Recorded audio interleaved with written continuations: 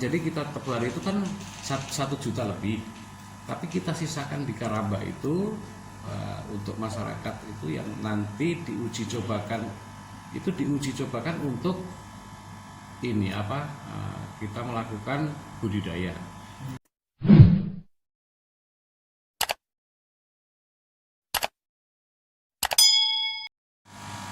Kegiatan itu juga tidak gampang. Kegiatan itu kan kegiatan yang sifatnya baru pertama kali kita lakukan. Tapi tujuan kami tentunya untuk kesejahteraan masyarakat itu kan memang harus seperti itu. Kegiatan itu kan terjadi pada saat adanya konflik yang diselesaikan oleh Pak Gub itu dalam waktu kurang dari satu jam itu. Nah, tapi Pak Gub menyanggupi untuk Pak Gub melihat dari kondisi kedua belah pihak itu, yaitu dari Manggarai Timur dibuatkan jembatan waktu itu. Nah, yang di Ngada itu karena di situ kita lihat juga bersama-sama dengan Pak Gub, lihat teluk yang begitu bagus di situ, teluknya itu subur segala macam. Nah, makanya kita diminta oleh Pak Gub untuk melakukan kajian.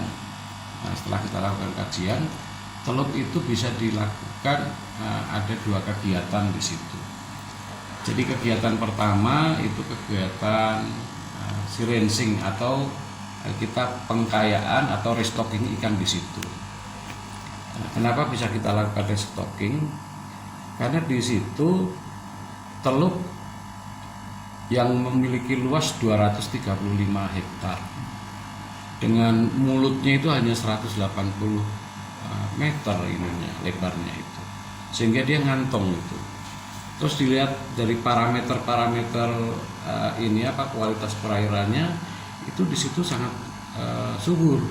Nah, di samping itu juga lihat dari kesuburan itu, dari kecerahan segala macam, dilihat, dihitung, ternyata di situ cocoknya biota apa. Nah, di situ juga sudah ada kerapu memang dari berbagai jenis, terutama di situ ada kerapu sunu, terus kerapu macan juga ada di situ. Nah, satunya di situ cantang juga bisa. Nah, oleh karena itu Pak Gub perintahkan untuk menebarkan ikan 1 juta.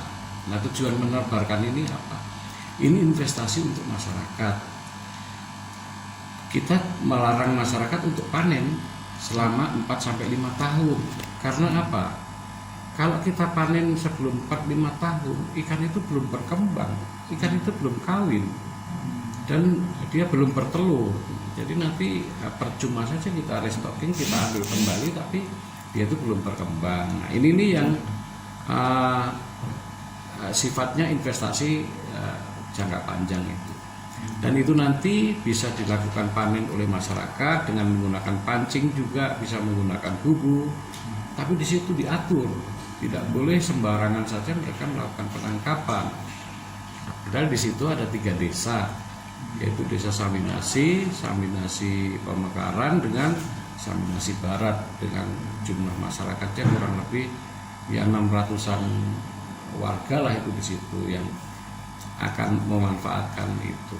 Bahkan dari awal kita juga tidak mau masyarakat itu masing-masing itu melakukan kegiatan penangkapan sendiri, dan di situ dibentuklah koperasi itu. Koperasi yang kita dorong yaitu koperasi Waningbar di sana. Nah, terus manfaat bagi masyarakat yang satu adalah sirencing itu. Yang kedua, kita harus supaya masyarakat itu juga secepatnya mendapatkan penghasilan di situ. Koperasi kita ajak bekerja sama untuk budidaya ikan. Makanya kita menginvestasikan juga di situ Karamba, 8 unit Karamba Jaring Apung. Terus kita juga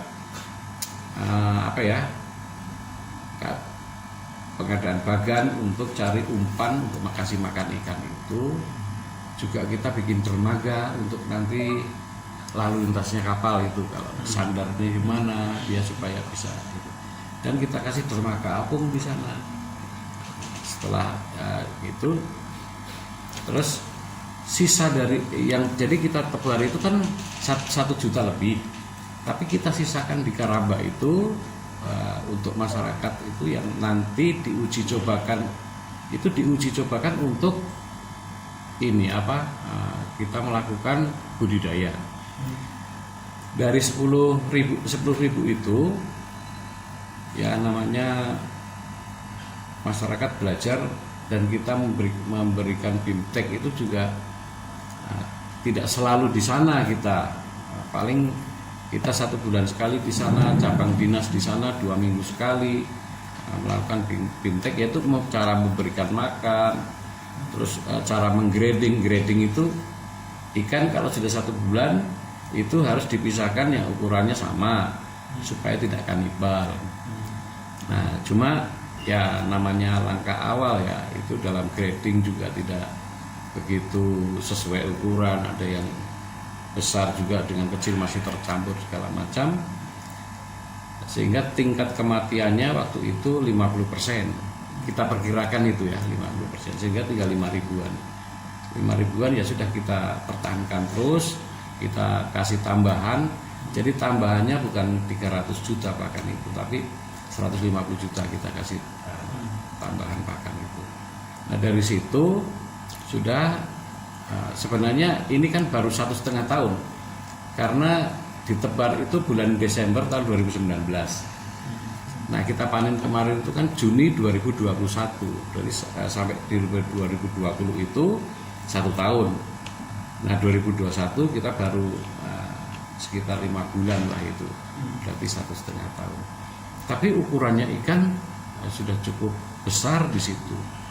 Yang paling kecil itu 1,5 kilo.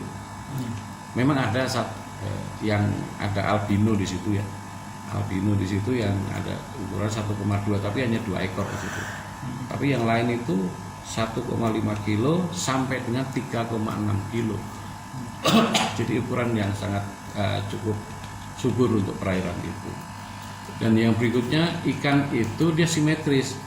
Jadi kalau perairannya tidak cocok atau kesuburannya kurang, ikan itu bentuk tubuhnya bisa bengkok dia. Bengkok itu.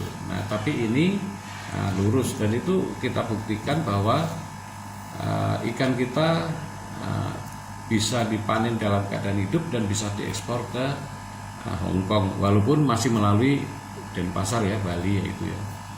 Nah ini yang kedua, sehingga waktu itu ada 5.000 ekor, tapi karena badai Seroja ya kita sebenarnya juga tidak menginginkan itu.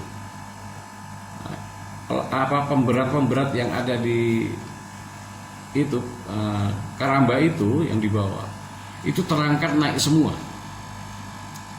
Terangkat naik semua, terus karambanya miring, akhirnya beberapa ikan lolos. Diperkirakan kemarin itu dari hasil panen ya kan, ternyata hanya tinggal kurang lebih 1.500 ekor. Tapi yang bisa dipanen, yang bisa di loading di kapal atau dipindahkan di kapal itu kurang lebih berapa kemarin, 711 ekor, 794 ekor. 794 itu dengan berat 976,3 kilo, dengan hasil penjualan itu 46.861.000. Nah ini hasil yang betul-betul sudah akurat di lapangan, dan nanti bisa di cross check di sana. Mungkin ada perwakilan di sana bisa melakukan pengecekan seperti apa. Dan itu hasil itu langsung distorkan atau ditransfer ke rekeningnya koperasi itu, Waning Bar itu. Saya tidak mau diterima oleh petugas, jadi semuanya harus melalui rekening perbankan. Nah, yang belum dipanen itu 711 ekor dengan bobot ya sekitar hampir 1 ton yang belum dipanen. Kenapa belum bisa di loading di kapal atau dipindahkan di kapal? Karena di situ ikan ini waktu menggrading terakhir mau naik di naik di kapal itu, karena mereka tidak punya skill untuk itu, insangnya banyak yang rusak. Karena kan diangkat dengan insangnya atau begini, insangnya itu rusak, dan insang itu kan dia kan bisa jepit tangan itu. Terus yang kedua, mulutnya itu banyak yang luka karena kena pinggiran-pinggiran jaring itu kan, pinggiran jaring itu. Nah, ada siripnya juga yang sisik-sisiknya itu banyak terlepas, mereka tidak mau. Terus sisiknya ada juga yang luka lah, itu siripnya itu juga luka. Makanya mereka tidak mengambil itu di loading, karena ini kan kalau untuk ekspor kan harus betul-betul sempurna. Mereka berjanji dipulihkan dulu, setelah dipulihkan mereka akan kembali ke lokasi. Pemulihan itu sekitar 1-2 bulan. Yang namanya orang luka ya, itu ya, pemulihannya agak lama. Nah, nanti setelah pulih mereka akan datang melihat kembali apakah bisa atau tidak. Kalau tidak bisa, mereka bilang tidak bisa. Nah, kalau tidak bisa, saya akan rilis ke laut. Jadi enggak jual lagi, itu rilis ke laut supaya menambah jumlah biota yang ada di laut itu. Itu yang kami lakukan. Dan ini sifatnya, kedua kegiatan ini baik Sirensing sama KJA ini itu investasi. Jadi investasi itu saya anggap tidak gagal. Nanti coba di lapangan tanyakan manfaatnya kepada masyarakat seperti apa. Apakah mereka merasa ada manfaatnya atau tidak? Yang merasakan mereka, bukan kita itu. Kalau saya pasti membela diri, ini berhasil atau bagaimana. Tapi masyarakat di sanalah yang perlu ditanyakan itu. Dan kita tidak bisa mempengaruhi orang sebanyak itu.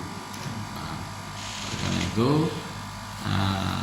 ini yang kita seperti tebar di perairan atau Sirensing itu atau restocking itu, kita harapkan 4-5 tahun itu sudah berkembang 2 kali lipat minimal, karena mereka bertelur tentunya tidak semua telur jadi, pasti dimakan juga sama ini, induk yang ada di situ juga dimakan. Nah, harapkan ya 2 kali lipat saja mungkin itu sudah berhasil. Nah, setelah 2 kali lipat tentunya kita lakukan pemancingan di sana dengan masyarakat, dan itu bisa dilakukan dan diatur pada setiap dibikin kearifan lokal nanti, kearifan lokal.